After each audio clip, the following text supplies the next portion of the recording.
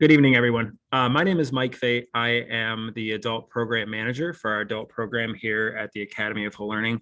I'm also going to be joined tonight by Kelsey Touchinger. Kelsey is our lead life skills teacher, so she's going to be talking a little bit about our instruction and our pedagogy. Hi, Kelsey, and our groupings. Just a couple reminders on the call. So this is obviously being recorded. And your mics are all muted. So if you have a question, please put it in the chat. I will answer all questions that I can at the end of this presentation. I will also answer the questions that were already asked in the sign up form. But when you ask a question, because this is being recorded, just be mindful not to put your student's name or anything like that in there, because obviously we don't want to be identifying individuals or anything like that.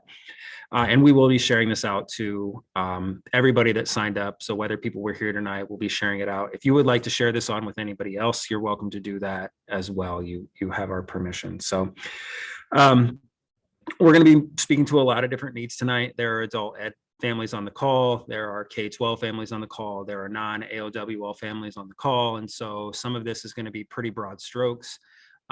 If you feel like we do not address your individual sort of inquiry related to your child and your need, please just reach out to me by email or Kelsey, and we'd be happy to kind of just address that or set up a meeting or whatever it is we can do to kind of speak to your concern. And then lastly, I just always try to start off these meetings by saying thank you. I love my job. I love what I do. I've done a lot of really weird, quixotic things. I taught college classes for many years. I was a stock analyst and a financial advisor. I went to theology school because I thought I was going to be a Catholic priest for a minute. This is the most meaningful thing I've ever done. Starting this adult program, at least in a professional sense, is the most meaningful thing that I've ever done. And it can be hard. It can be tiring. I think Kelsey and I right now, we're kind of in the weeds of the school year, but I never go to work not knowing why I go to work. And I will forever be grateful for those initial 5 families who kind of signed up along with us and helped get this started, because to me, this is such a meaningful thing. I love this program, and I know Kelsey does too. And I know the participants involved in it do as well. And so your buy-in is really what has made this possible. And so I will forever be grateful for that. And the fact that, the other thing that I really like about adult programming is it's not mandatory. It's a choice. There's no legal requirement that you attend anything beyond the age of 18 or K-12. And so the people who are here, they're here because they want to be here, right? Maybe not every single day. If this was something where they wanted to be here every day, we'd probably have like 3 students, but they understand the process. They understand the buy-in. They like being involved in this. And that's meaningful to me because it gives us motivation to continue to follow through on that, that desire from them, right? It's an iterative process and it's a meaningful one. So I'm always grateful for that. Okay, next slide. Okay, so just real quick, it's a full agenda, but I think we're going to work through these pretty quickly. Just a little bit of an introduction to the program, our kind of core philosophy, why the program was founded in the first place, some of our student accomplishments this year and our general demographics, our staffing, our pedagogy and instruction, how we group students, our vocational instruction and services, community engagement, some changes to the scheduling and some options for next year, a little bit about the new building and our new name, a little bit about our enrollment kind of process and philosophy, scheduling, and then lastly, just to talk about tuition. Okay, so sorry, my head is in the way of this. We are going to be moving into our 3rd year as a program. And when I started the program, I really, I took a long research look at the landscape of transitions and adult programming. And I will never say anything bad about anybody program. I think there's a lot of really good programs out there, and I certainly don't want to build our program in a negative way. But I think the one thing that I really wanted to do when we started this program was to be as flexible as possible. I think that is really at the core of what we're trying to do. Again, I think adult ed is an iterative process. And what I mean by that is, it's individualized, it builds on itself. I've never been comfortable with the idea of like, this is our track, this is the thing that you will do. It's a 4-year program, you will be here for this many years, you will take this many classes. And I I don't think that's a reflection of the reality of being an adult. I'm 39 years old. I've grown a lot in the last 5 years. Hopefully I never stop growing. And I think that, we wanted to create a program that reflected that captured where each of our individual participants were and tried the best that we possibly could to meet where they're at, right? So we're a flexible culture. We want students to self-actualize their own growth and kind of develop that goal-directed persistence, that self-determination. Again, I think that's more possible when you allow more possibilities for individual expression and growth. We give that specialized attention. At the same time, we want them to express themselves with their like-minded peers. We want them to build a community and a culture. And then lastly, I think the one thing that also makes us unique is that, a lot of our students receive those wraparound services with our clinic. So I think about a third of our students also are clients within the clinic. And that can be mutually beneficial for a lot of reasons. It's a place of comfort for them. It's a place of familiarity. There's obviously just the travel convenience. And when appropriate, there's communication with those staff as well, so that we're both kind of informed of each other's processes and what's happening. So that culture, that community, and that process, I think, is really, really beneficial for us and for them. So again, at the core of our philosophy is just the idea of being flexible. We believe that no one size fits all. We believe that adulthood is a gradual transition. We strongly encourage our participants, when appropriate, to work or attend college. We really want them to know life outside of AOWL, not even know, but really find their life outside of AOWL. But at the same time, we also want them to feel like this is their home away from home. I think you can do both of those things. And so again, I'll get into our scheduling a little bit later, but kind of put our money where our mouth is. We are offering for next year everything as little as one class per semester, or 5 days a week, 50 weeks a year. There's a big breadth of programming options that we are lining up for next year, again, to kind of speak to that individual desire and need of all of our participants. I mentioned a little bit the idea of sort of concrete end dates. It is a question I get. It's something that we're working on, but I will say that, we always want to work with each family to determine what makes sense. I think if it's viewed as a mutual beneficial relationship and we're still growing and there's still that desire, I never want to put concrete sort of firm dates on, some of the students may feel like they're done in a year. That's okay too. And some may be here till, right now we're at 28. So I suppose that is a concrete date in and of itself. But, we want this to be an open and accepting and inclusive place where we continue to work with our participants on their goals and on what it is they hope to achieve.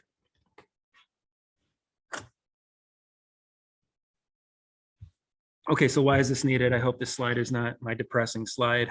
Some of this stuff I'm sure is pretty common knowledge, and we centered it around ASD because we have to center it around something. That's about 70% of our populace, but we also recognize that many of our students are not on the spectrum. They have other related neurodiversities. But these statistics, the post-secondary education is another big piece. There's really not a lot of adult programs that meet the needs of high-functioning ASD students. And, when I was teaching in the high school, that was frankly, my core focus. I've obviously shifted quite a bit in some of the things that I do, but I strongly believe that high functioning group probably needs a good transitions program or adult program as much as anybody. If you look at some of those numbers, the ones who go to college, 39% who start don't finish. 80% of students who received services in high school don't receive them in college. And over half of that is because they simply don't they don't acknowledge or they don't self-advocate for the services they need. And then lastly, only 10% of graduates with ASD found work in their related field of study. Now, to be fair, I also didn't find work in my related field of study, but I think that, a lot of that number is borne out by people who, get a degree in, say, something like library science, but they never develop the social skills or the executive functioning skills to have those conversations that a librarian would need. To me, it's sad. It's one of the most discouraging aspects of working with people on the spectrum is that we're not adequately equipping them, even with extremely high potentials and IQs, to follow through on the potential of what it is that they're able to do. So that remains a very, very key core focus of me and what I really want this program to be about, at least for the applicants that makes sense for. The employment numbers are well known.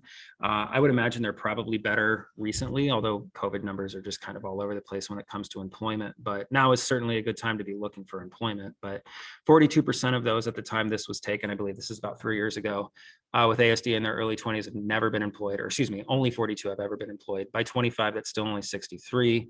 And 6 years after leaving secondary school, only 20% are working full time, and more than half of that is for minimum wage or less. And that's not to say that minimum wage is necessarily a bad thing, but it's certainly it's a reflection, I think, of the reality of a lot of people not living up to their full potential as they could, and barriers that are put in place for people that, again, we want this program to function as a way to help service and benefit them so that those barriers are mitigated. From an independent social living standpoint, more than 50% receive no services in their 20s at all. Again, that's a big key focus for us is, when you get into your 20s, when you leave that transition age periods in the public school, or you leave sort of your K-12 programming at AOWL, there's a services cliff. And it's not as bad in Minnesota. I think, we'll talk about some of the people we partner with, but it is real. And I think if you're not tapped into something, or you're not a really active family, or, you're not well set up, that can be jarring in terms of just the lack of knowing where to go and who to talk to and what to work on. Again, we want to kind of fill some really obvious gaps. 25% report severe feelings of social isolation, and only 20% by their mid-20s have ever lived independently. Next slide. Okay.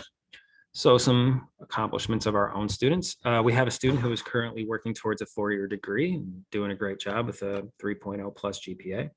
We have a student who's already a college graduate. I think that's something that's really cool. And they're a self-aware enough person to recognize that even with that college degree, there's still some social skills, some executive functioning skills that they really need to work on to move on to that next step. And they've been a tremendous asset to the program this year. We have 4 additional students who have maintained competitive employment, and then 3 students who have also achieved competitive employment for the first time this year. Our student ages range from 19 to 26, although obviously some of them came in at 18. 8 are AOWL graduates, 4 came from outside AOWL. We actually just added a new one today. So now I guess 5 came from outside AOWL. This is our staffing. So obviously I talked a little bit about myself and Kelsey. Combined, we have about 25 years teaching experience and 15 combined years at AOWL. For as young as our organization is, that makes us just absolute fossils. And I like that. I love working with Kelsey. We've known each other for quite a while now. And we understand the culture of AOWL, right? This program is really kind of steeped in that. And there's not a lot from a teaching perspective and working with different peoples that we haven't seen. So my background's a little quixotic. Kelsey is sort of your core licensed teacher, master's in education, licensed in LD, EBD, and ASD. And then we have a vocational services coordinator within the organization that their primary role is they're the job coach for both our external and internal job coaching needs. And I'll talk a little bit about that more on their slide. But another thing that we're going to be really working towards next year is implementation of more hands-on vocationally based programming. So we are in the process of exploring some hands-on vocational curriculum, because I think that's probably the biggest real kind of curriculum need that we have for this year is more hands-on based vocational stuff. So that'll be something that they'll be working on implementing.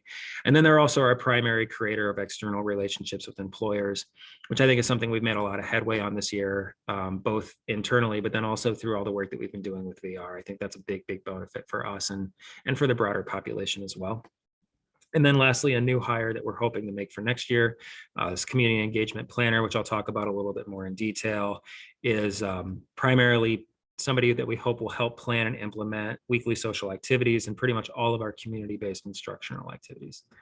So with that, I'm going to hand it over to Kelsey, who's going to talk a little bit more about our pedagogy and instruction. Hello. Sorry, my cat decided to jump on my lap right there. So we offer varied levels of instruction. Within that, we have hands-on vocational curriculum, integrated work opportunities. Right now, we are at Prism, which is a food shelf. We are at Shalom Home, which is an assisted living organization, and Rock Elm, which is a restaurant. We offer project-based learning, class discussions, small group instruction, individualized learning paths, And then in our core instructional areas, the director, which is Mike, offers higher order thinking, mindsets, career exploration, post-secondary education. The lead life skills teacher, which is me, I do more of life skills and social skills classes. And then the vocational services coordinator will be doing the vocational programming and the job coach position, taking the students out onto the job sites, as well as offering some other sort of like social skills within employment.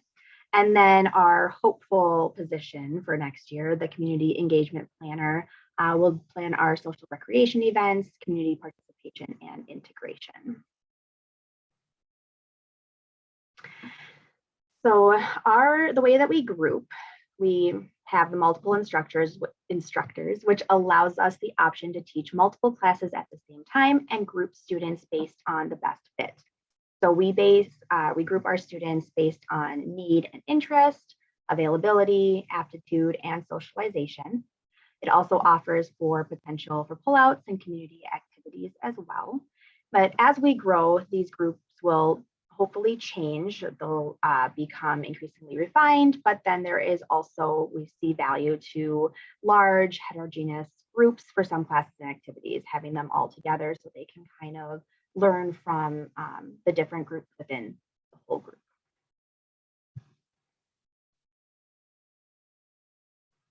And I'm going to pass it back off to Mike.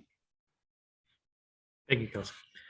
So a couple of these core positions besides myself and Kelsey, our vocational services coordinator is also, again, sort of our core implementer of vocational instruction. So we do have those 3 volunteer opportunities. We're hoping to add about 1 each year. We think that's a healthy growth. We also do a lot of informational interviews, site visits, and I've set up some college tours as well that will be starting in March, looking into next year. We're also a provider of VRS, so Voc Rehab Services. This is something that's just super cool, and I think really, well, I don't think it is. It's very unique to our organization. We're the only real kind of school that provides services through Voc Rehab. And again, the thing that I think I like about the best of that is, you know, if you think about private schools, to me, I think inclusive. I don't think out, right? And so one of the things that, you know, not everybody, although with waivers, certainly that opens up a lot more opportunities for us and financial aid and scholarships as well. But, you know, the reality is not everybody can attend a private school. And to be able to provide that job coaching, a lot of the self-advocacy, career exploration, social coaching, a lot of those related social, vocational, and executive functioning skills, it allows us to just reach a much broader audience. And I think they benefit from that. And I think we benefit from that too. It really kind of iron sharpens iron in that sense. So it's something that we're really excited to do. I think it's a big, big part of the adult program going forward. Again, I think just having that staff dedicated solely just to being focused on exploring and finding and maintaining employment, it's just obviously it's a key focus for any adult program, but it's a key focus for us as well. And I had mentioned that increased emphasis on curriculum, that we really want to build those hands-on skills, because that's obviously vitally important for our students as well. And then the other staff member that we're hoping to add, a community engagement planner. This will be a staff member dedicated solely to that community and social exploration. So what we're calling plus days will be like additional social education community dates on our 5th day and then over all breaks. The idea, you know, again, is we really just want to kind of build that culture and connectivity. I think that's core to our mission. So currently we already have all day Friday social events. We attend fitness center twice weekly, and the goal, and which we've pretty much followed on this year, is really to have at least one activity outside of the classroom every day. It was actually a little bit easier last year when it was just me and 5 students in a bus, because pretty much, you know, all of us were together all the time. So we'd be doing a unit and I'd be like, you know what, this unit would be better at the Ridgedale Mall. We just go to the Ridgedale Mall, right? We found that as the program has grown and with the varied schedule and all the flexibility, sometimes that works against you in terms of being able to just kind of on the drop of the dime do something, because kids are showing up at different times and they're leaving at different times. So the other thing that we're going to do is hopefully work towards we can't build transportation, purchasing additional transportation for the program that'll give us a little bit more added flexibility as well. But we think with this dedicated staff member, you know, one thing that we're really going to kind of empower them to do is, you know, if Kelsey and I are the primary teachers, your goal is to look through the agenda, the curriculum for the upcoming weeks and help us think of how do we turn this activity on. Let's say, you know, this week we're talking about dating. How do we make our dating activities community based, right? How do we try to get out of the classroom really as much as we can? Because I think there's huge benefit to that. And I think, again, having a dedicated staff member to that, just like with the vocational services, is going to make that, I think, much more seamless to implement.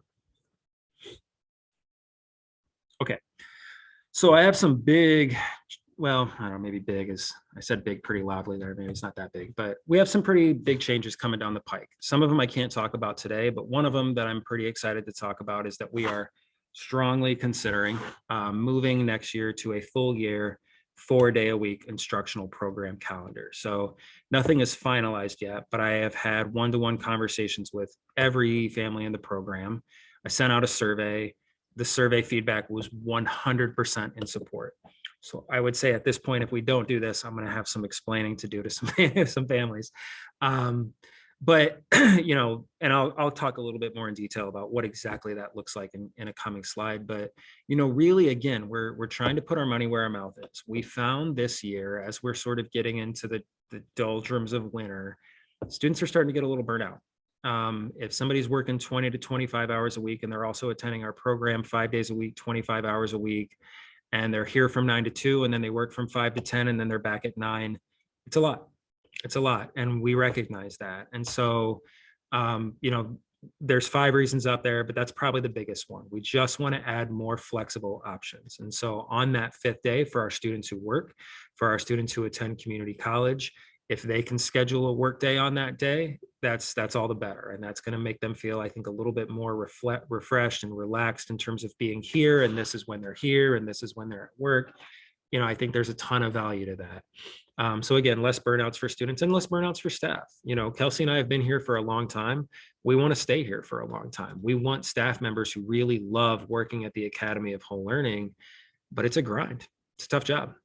And so if we can kind of smooth that calendar out, we think that that adds for a lot of different possibilities. It adds for more professional development and collaboration. You know, again, when you get into this kind of heart of the middle of the school year, I do a lot of my best planning over the summer, but things change. And, you know, when you're 5 days a week, or not year round, but you're 5 days a week and you're in the middle of the school year, it can be hard to kind of shift on a dime. Having those extra professional development days, I think, will be extremely beneficial for us as we think about how do we adapt and change to a program in the middle of the year based on what we're seeing and what we're learning with the students. And then lastly, well, I guess not lastly, there's 2. So it also reflects a real world calendar. I think it prepares our participants more for what adulthood is actually like. And it follows waiver. Again, a lot of our students attend on waivers and VR calendars, both of which are fiscal years, right? Most things do not operate on a school year calendar. As an adult program, we really didn't see the virtue of continuing on a school year calendar either. So I'm talking about it as if it's a done deal. It's not 100% a done deal, but it's basically a done deal. And it also allows for some really fun potential getaway options, right? We have some weeks off built in there. It's not a 52-week schedule necessarily, but, you know, so it allows a couple weeks in the summer where, you know, so for example, just this year, we're doing our first overnight out of town trip. We're going up to Duluth. We're staying in hotels. Uh-oh. 1 second, I'm sorry. Automatic lights. I knew that was going to happen. So we're doing our first overnight, and I would imagine, I don't know, but I would imagine for some of our students, that might be the first overnight, not with family, outside of the Twin Cities. I think that's a really cool thing. We'd love to do a week-long one. We'd love to do some real, true getaways and partner with some of these organizations that do stuff like that. That's more possible with a more varied schedule. You know, I think just kind of keeping so that we don't have, again, you know, you come back in the fall and every year it's like you spend the first 6 weeks reassessing and trying to kind of build back to where you were. The more we looked at it, the more we just kind of thought, what if we didn't have to do that? And so again, I think that's the direction we're moving. But for this summer, I had multiple questions about summer programming. Yes, we will have summer programming. The adult program will have summer programming. We're also doing essentially what used to be called Grad Ready, which is like the life skills. Basically, it's a modified version of our program for the high school students. And we're calling both Advantage.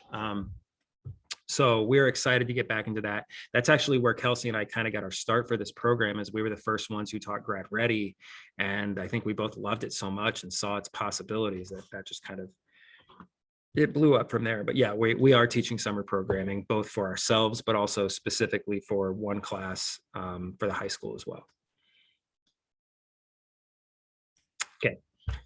New building, new name. I cannot announce the new name. I've gotten a lot better at keeping secrets over the years. So even if I did know the new name, I'm pretty good at not blurting things out anymore. But I think what I can comfortably announce, at least I hope I can, we're not going to be the Academy of Whole Learning next year. And I'm really excited about that. From an adult programming standpoint, from an external service provider standpoint, I am going to be so happy when I don't have to explain to people, yeah, we're the adult programming at the Academy of Whole Learning. We provide services at the Academy of Whole Learning. Academy of Whole Learning to me screams K through 12 school, because that's what it was. It was a great name for what it was, but the names that we're exploring are, I think, much more mature. They're much more flexible. We also won't be called the adult program next year. We're going to have a name that sort of better reflects, I think, kind of really what we're trying to do and who we are. So that's all very exciting. And I think that information's coming down the pipeline here in relatively short order. In the new building, because we're going to be in the new building next year as well. I just got a tour again of it yesterday, and really exciting. You still have to kind of use your imagination, but really exciting to kind of see the possibilities that exist. We will have 2 dedicated classrooms just for us. We're gonna have 2 flex classrooms, classes that we share with the K-12 school. So we're gonna have a learning kitchen. So just a place where, we can practice our culinary skills and meal prep and all that stuff.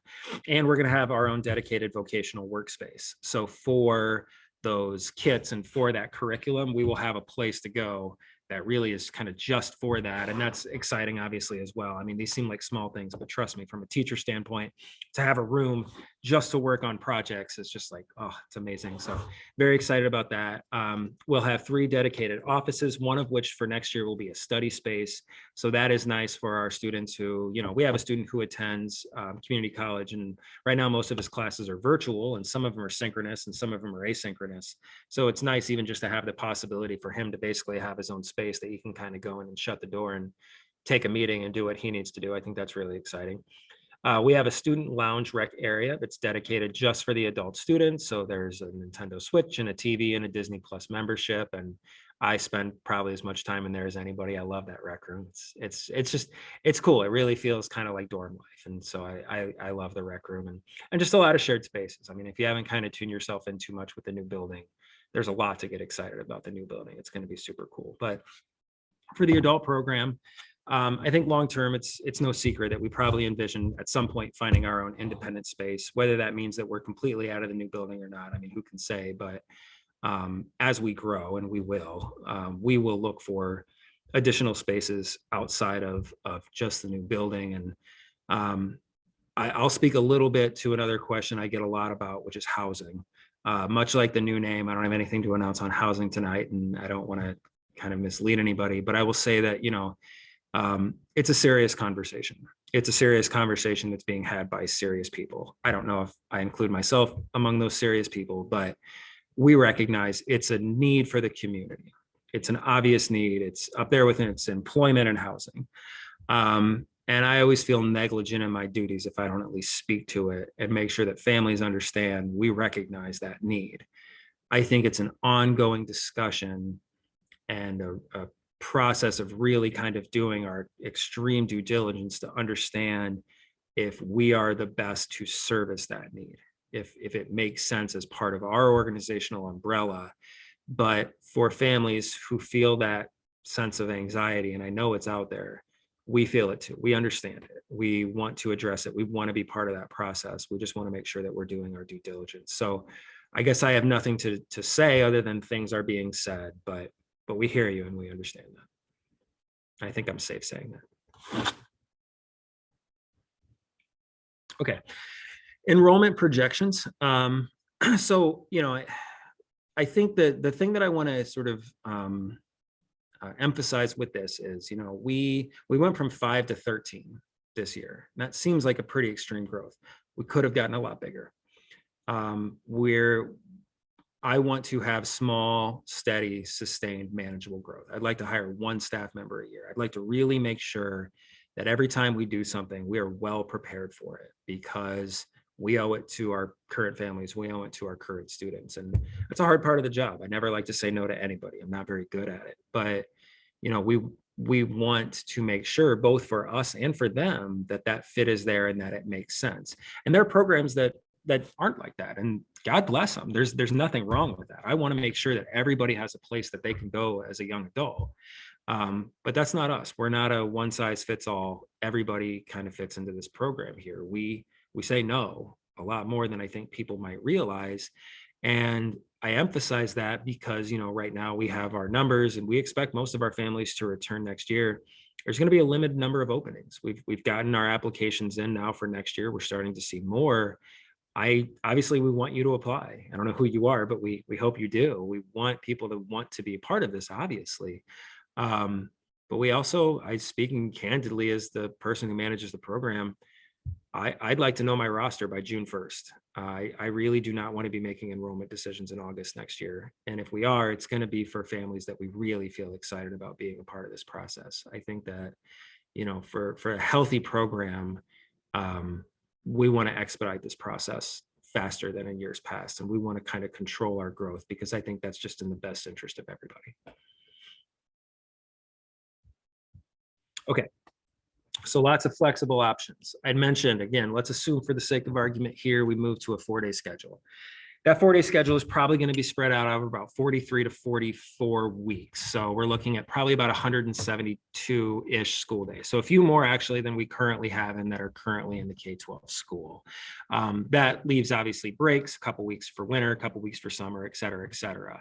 But our full day is basically your 9 to 5 or your 8 to 4 or whatever the case may be. I think right now our full day kids are here from like 8 to 4:30. So 8.5 hours. So for 4 days a week, 8.5 hours a day, that's our full day enrollment. And this is really for students who we think it makes sense for our first year students, the ones who really want to engage with the course offerings, or for those who are not yet competitively employed or attending a post-secondary institution. Now, is this a hard and fast rule? No, not necessarily, right? If you're coming in as a first year, but you're also attending community college, full day enrollment may not make sense for you. Or if you're already working a 15 to 20 hour a week job, you know, that's why we have this flex enrollment. So flex enrollment is very popular this year.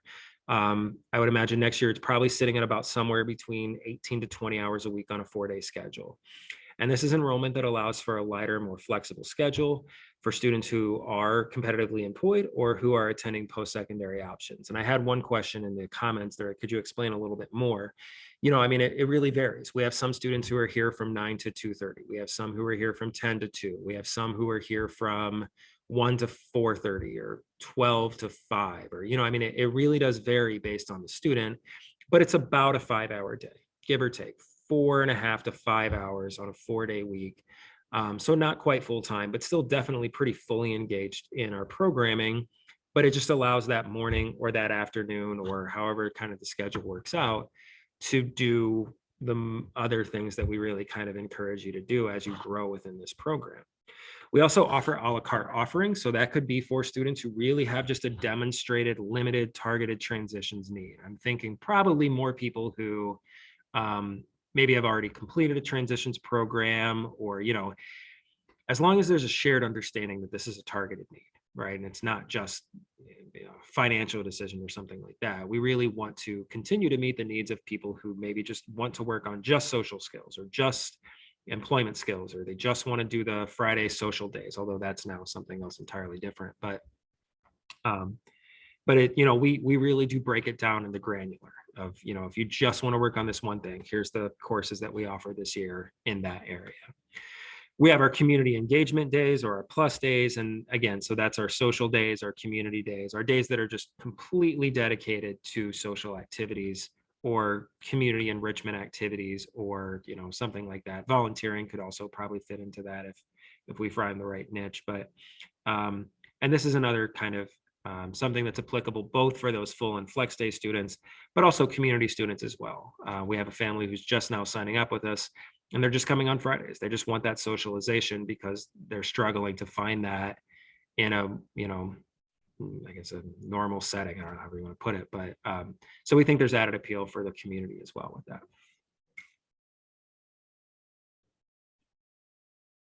Okay. So scheduling, the way it works with us is we have our course catalog on the website that was created for about a 3-year rotation in mind, although we will be adding some more vocational and culinary courses next year because we have the space and the curriculum for it. Most of our classes are designed to meet waiver funding requirements. That's something that we've tried to kind of do our research and due diligence on because, you know, we want to make sure that everything is copacetic and able to be funded through waivers for those that have them. But essentially the students and the families work together. They kind of fill out a preference form. They let us know their availability. And then we create that class schedule based on those variety of factors. I will say it worked out marvelously this year. I don't know if maybe we got a little bit lucky, but the availability of students matched really, really nicely with both that sort of shared aptitude and socialization and the interest. And we just kind of fit it in there. But I think as we grow as a staff, as we add a variety of different staffing options, we'll still be able to manage that flexibility so that, you know, we can try to fit students based kind of those multi-tiered aspects that Kelsey talked about to meet the varied needs of the people that we work with.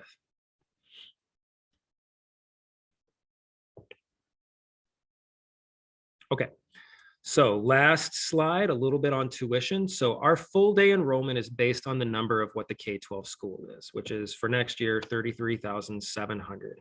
We have decided just for the adult program, we're not going to add the tech fee anymore. I'm just going to build that into the tuition. Never been a huge fan of fees.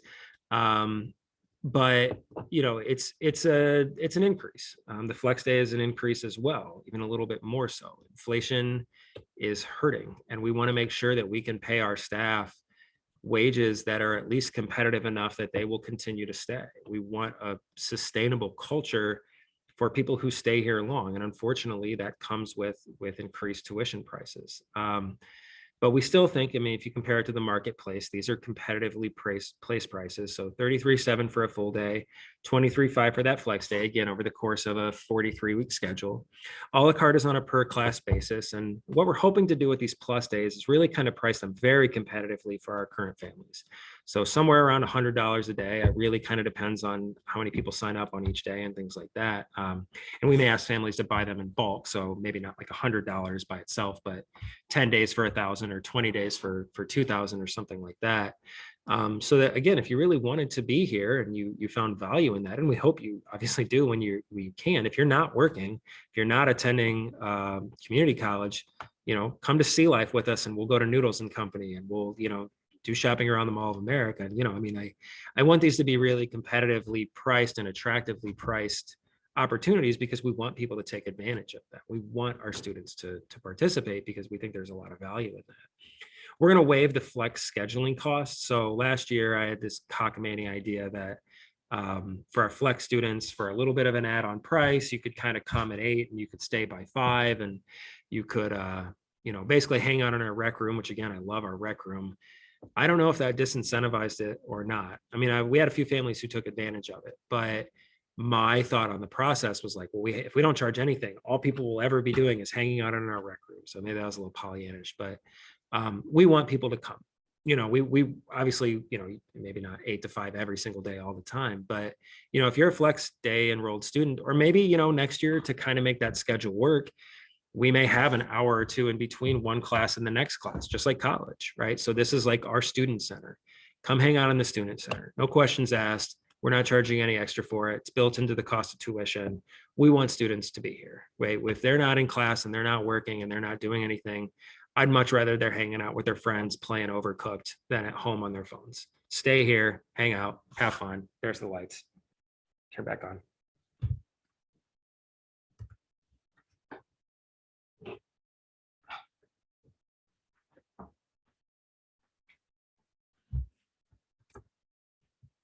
Sorry, that one took a little bit longer. But again, we're not charging extra for that. And then lastly, financial aid is still available for those who qualify. Not all of our families qualify or have access to a waiver. So, and sometimes the waiver does not cover the full cost of tuition anyways. So financial aid is still available for anybody who would qualify. Okay, so I'm going to answer the questions that were sent to me first. So please stick around until kind of no questions are needed anymore. The first one is easy. Do you have summer programming? Yes, hopefully I answered that question. Please go through the appropriate channels, but if you need access to know what those are, I'm happy to help. Hopefully I answered the question about part-time programming, but again, I'm happy to break that down into more individual detail as well. Two questions that were a little bit more kind of almost high school focused, but they're good questions. So my daughter will be 16 in October. How will she be supported in finding a job at 16 years old? I think the first thing that I would say is make sure she's ready. Make sure that, you know, there's a mutually shared agreement between the both of you that she's ready to be employed at 16. But I'm assuming since you're asking, you believe that she is, and she believes that she is. And if that's the case, then she probably is. I would say, I don't know if you're an ALWL family or not. If you are, reach out to Mickey, our guidance counselor. If you're not, reach out to your local school's guidance counselor and have them really get you into the process, if you're not already, of working with VR, vocational rehabilitation services. I think what VR does is fantastic. I think their marketing is non-existent. So a lot of people just simply don't know all of the things that VR does, and they don't always do a great job of explaining it to families. But really, they even have what's called pre-ETs or pre-employment services, where even just that job exploration process, you can get provided with a provider to work you through that whole process. When you're ready to be employed, they can help you find a job. If you need job coaching, they can provide job coaching for that. So it's a great service that now we also are contracted to provide. That I would say, you know, you don't have to do it through VR. We've had students who just went out and, you know, they went on Indeed and they applied and they got a job. But if there's a need for sort of that support, as is implied in the question, I would start with your guidance counselor and then recommend to kind of get set up with VR if you're not already. Last question on the kind of the pre-asked question, then I'll get to the ones that were asked during the chat. So can you help with preparing / checklist question mark for those turning 18 in the years after? Yes, but I will say, as much as I like checklists for certain tasks, I don't love checklists for adulthood. I don't think there's one checklist. And I understand the need for the question. I get it, right? There's that tension of like, what should my 18-year-old be doing? But I think there's also a logical fallacy that there is a checklist that's obviously going to meet the needs of everybody on sort of the spectrum or those related neurodiversities. I also worry sometimes that those checklists do not allow for enough grace for the parents and for the student, and just making sure that you're taking some breaths and understanding that like 18 is an arbitrary number. It really is. And so maybe I'm not answering your question. You can email me. I'm happy to send you checklists. I've got them. But I also just want them to, or I want you to also kind of feel at ease at the idea, because I feel a tension in that question, that 18 is the start of a journey. And checklists can maybe help you on your journey, but don't be too concrete in that thinking. There's a lot of room for growth and opportunity, but I'd be happy if you want to reach out to provide you checklists or that just that sort of barometer of really where should my child potentially be at 18 years old. Okay, let me look at the chat. All right. Can you please share the current ratio of male to female participants? Yes, 3 to 1. So for every 1 female, we have 3 males. Yes, which is pretty much the spectrum, right? It's about average, and that's pretty average for our K-12 school too. We'd love to have more females, but you know, that's the breakdown. Give us an example of a schedule of someone who is attending community college for 1 class for the quarter. Let's say it's 10 a.m. to 12, 2 days a week. Would they then do part-time with you? They certainly could, yes. And we choose the courses we want for our student adult to learn, or they could work at a company that you assist them finding the other hours in the day. I'm not sure I understand the work at a company that you assist them finding the other hours, like as a job. So it's not quite as simple as you choose the courses. It's a interest, like preference question, right? And so we take the feedback, we still create the schedule. We are unfortunately not big enough that everybody can just sign up and take whatever courses they want. But certainly we do the absolute best that we can to offer that variety and then fit it around your availability of scheduling. It certainly helps, as much as we try to be flexible.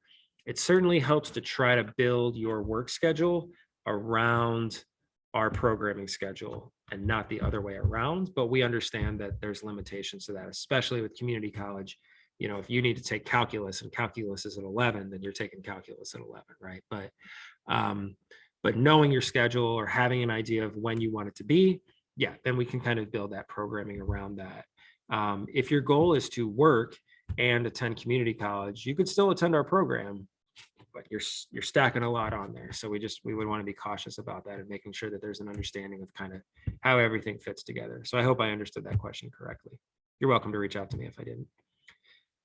Where do we start with the voucher waiver program? Do we automatically qualify, or is there income limitations? Nobody automatically qualifies.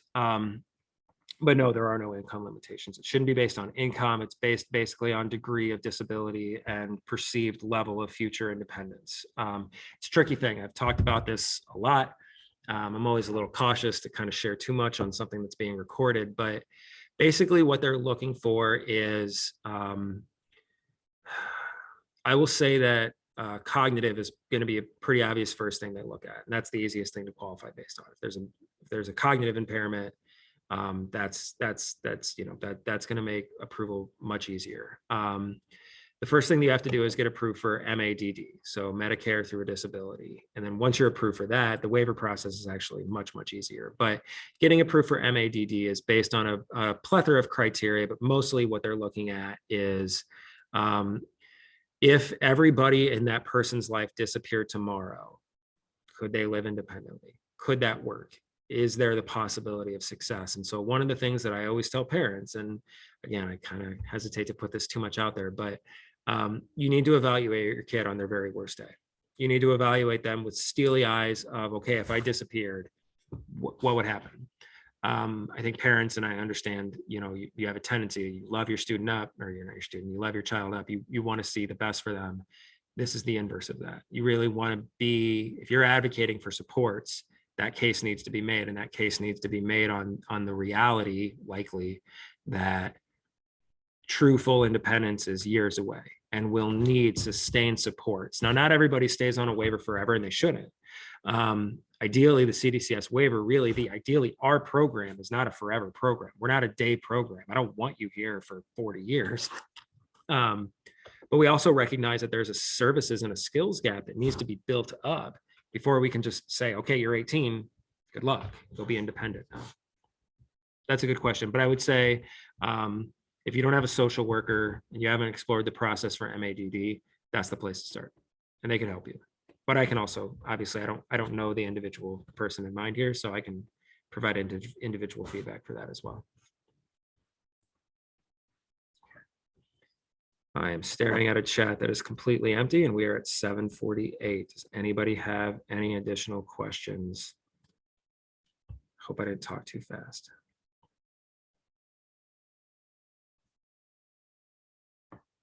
Oh, I knew that question was coming. Do you help with driver's ed licensing? Boy, I'd love to. It's actually a service that we have explored providing through VR. We don't yet. I think if we did, it would purely be for the writtens. That's one area where it's like, I am no more qualified than anybody else to do behind the wheel. But I think that for the writtens, we could fill that gap. I've heard some pretty bad stories from our students who, they go to Minnetonka High School and it's July and there's 300 students there working on the written test, that kind of scared straight class, which again, those classes are also not built for people on the spectrum. They're built for kids who can't wait to get behind the wheel and drive 80 miles an hour. Our kids are the opposite. They get behind the wheel and they drive, 10 miles an hour. So I think that we could create a modified curriculum that could really help with that written test. But we don't currently, but we could. I think that is in our wheelhouse. Behind the wheel is not in our wheelhouse. And I've heard good things about Courage Kenny. That's a service for people with disabilities to get their driver's license, that behind the wheel training. But obviously you have to pass your writtens, or if you're over 18, then you don't. Yes, I have. So the question was, how have you supported students in college advocate for accommodations? I've sat next to them as they've written emails. I've gone through their syllabi with each of their professors. I've helped them reach out to the professors at the start of the year. I've helped them reach out to their disabilities office. I've advocated for them when they've had something late and they were like, well, it was my fault. Nah, fault is a gray area. We're gonna advocate for this. Doesn't always work. Sometimes the college can be pretty black and white in the way that they look at it too. But for our students who are attending college, I have weekly kind of check-ins. We have a college basically prep course that we work weekly check-ins to make sure that kids are on track, they're doing their work. The kid that I'm working with now, I mean, he's in his second year. He's doing okay without me. But that first semester, yeah, it was a lot of hand holding and just kind of saying, you know, this is how you advocate yourself, and this is why, and this is what the disability office is supposed to do with you, and I'm going to come to the meeting with you, and it's a big piece of it for sure. These are good questions. Thank you.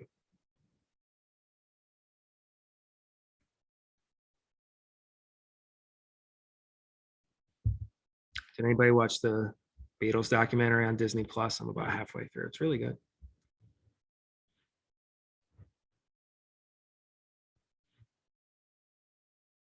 Yes. Yeah, therapy, support services. None of our, well, actually, that's not true. One of them does. One of them does do IBI. The majority of our students who utilize the clinic utilize psychotherapy. And I will say our psychotherapists are fantastic. And again, it's, you know, when appropriate, that ability for us to communicate with them can be really, really beneficial for both of us as well. So yes, there is still therapy support services available for adult programming.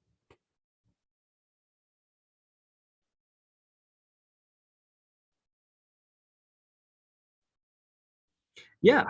I mean, I think that, you know, a lot. So the question was, can you talk about the parts of your program who may not go to community college or learn to drive? Yes, for sure. I mean, that's the majority of our students, at least the community college part, probably the drive part too, frankly.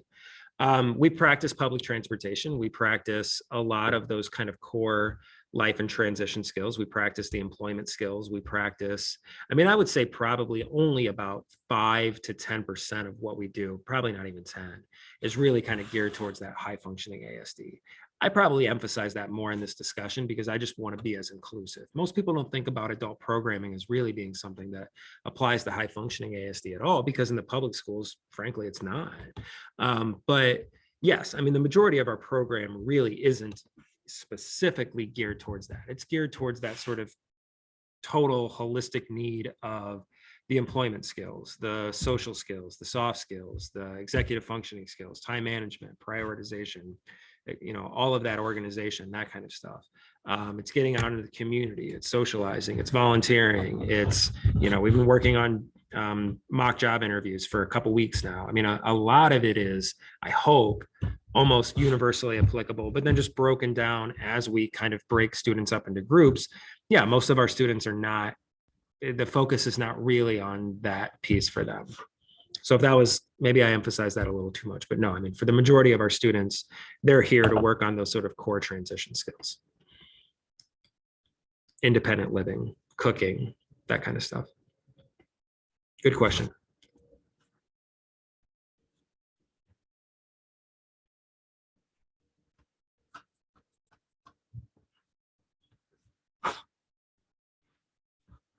Thank you.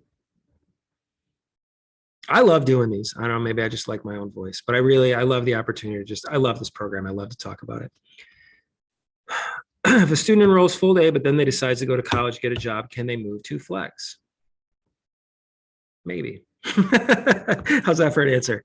I think, boy, I think what we are moving towards is probably semesters. I think that makes sense.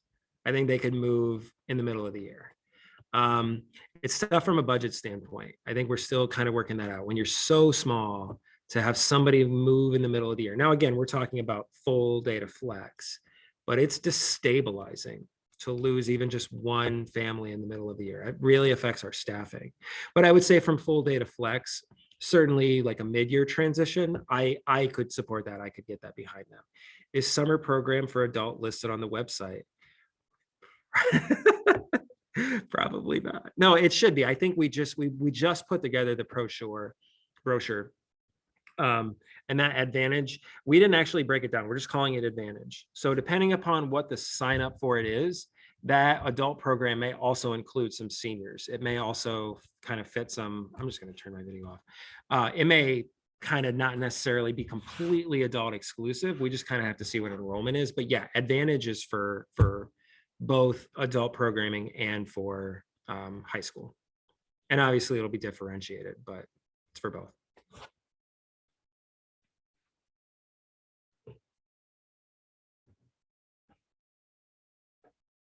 Do I offer a shadow day? Sure. Yep, we have shadows. For individuals or families, I don't know if I would have the family come in, but I would certainly have the student come in for sure. If you'd like to do a shadow, absolutely.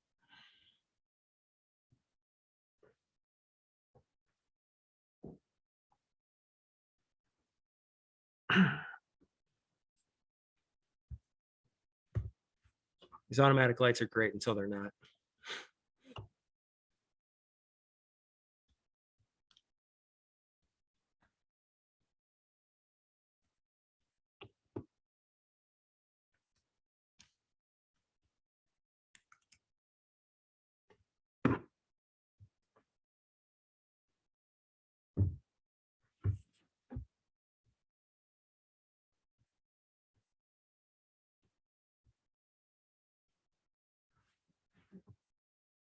Okay. So if anybody has any questions, speak now or not forever hold your peace. Oh, apparently the advantage is not listed on the website. Well, it will be. Thanks. But obviously you can reach out to me at any point. I'm super responsive. It's in the summer catalog. Thank you. Where can we contact you for questions? That's a good question. I am assuming that all of you know who the heck I am. So if you, pretty much everybody in the Academy of Whole Learning is first name dot last name at aowl.org. So my name is Mike and my last name is Faeth, Faeth. We will also share this webinar. But I would say reach me by email and I'd be happy to talk to you. You can also just reach out to the front desk if you want to talk to Paul. He's our admissions person. He can route you through to me for sure. But if you just have general questions, you can also just reach out to me directly as well. So it's in the catalog, the summer program, it's in the catalog. It just hasn't been added to the website yet. So thank you, Liz.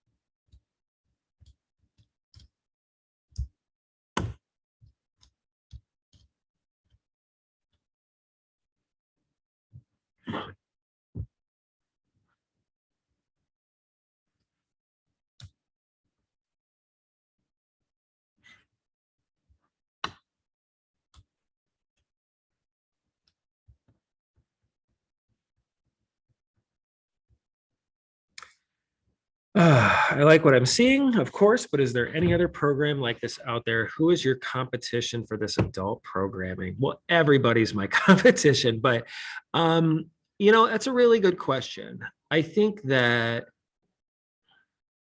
it really depends on what you want. There are some good residential-based programs that are out there. If you want the residential experience, if you want to live in the dorms, if that is really the most important piece to you, obviously we're not competing in that area yet or probably soon. And so that would be like MICC or Iowa's REACH program. Now, granted, you have to move to Iowa City. But there's some good residential-based programs. Bethel Build would be another one that kind of fits that mold. There are public school transitions programs. Every public school district has a transitions program. I think they do not meet the needs of high-functioning people. I don't think they do. I don't think that's their core focus. So that would be a big key differentiator. But I think that, for us, where I really want to hang my hat on is that flexibility. I think that is a major differentiator for us. So again, if you compare us to these residential programs, it's you move here, you give us $50,000 a year. It's a 4-year program. You work with the people that we contract with. You do this. It's a structured program, but there's benefits and negatives to that. So do I think there's a program that's really like ours? I really, truly don't. We have kind of designed it to be unique because I didn't just want to create another version of what else was out there. But there are other things out there. And again, I don't ever want to make my hay by being negative. I think everybody who does this, I would hope anyways, does it for the right reasons. We're all looking to fill a need, and it's a big one.